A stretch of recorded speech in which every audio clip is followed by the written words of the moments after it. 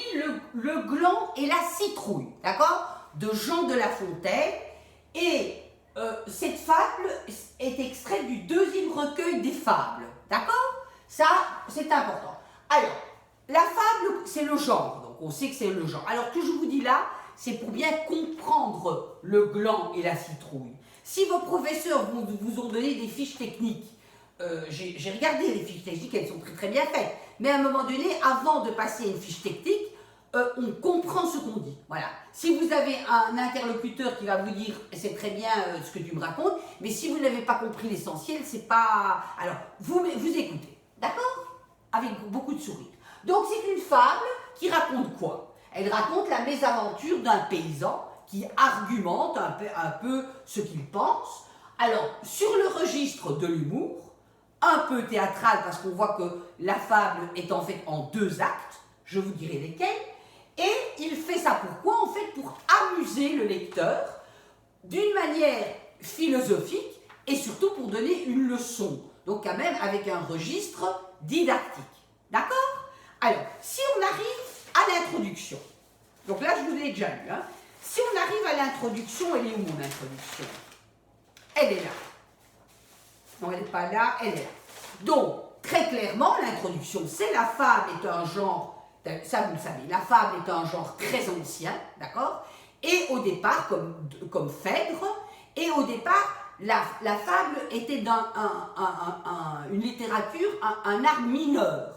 À partir de Jean de La Fontaine, c'est-à-dire vers le XVIIe siècle, voilà, non, jusqu'au XVIIe siècle. Et à partir du XVIIe siècle, La Fontaine en a fait un art à part entière. Ça, c'est quelque chose que vous devez savoir, d'accord? Alors, le gland et la citrouille appartiennent au deuxième recueil, je l'ai dit. Alors, c'est une fable qui est destinée plus aux adultes qu'aux enfants.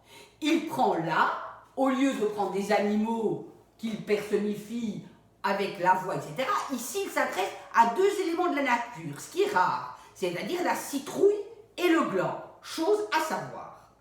Alors, on aborde là un thème plus sérieux, d'accord? Alors,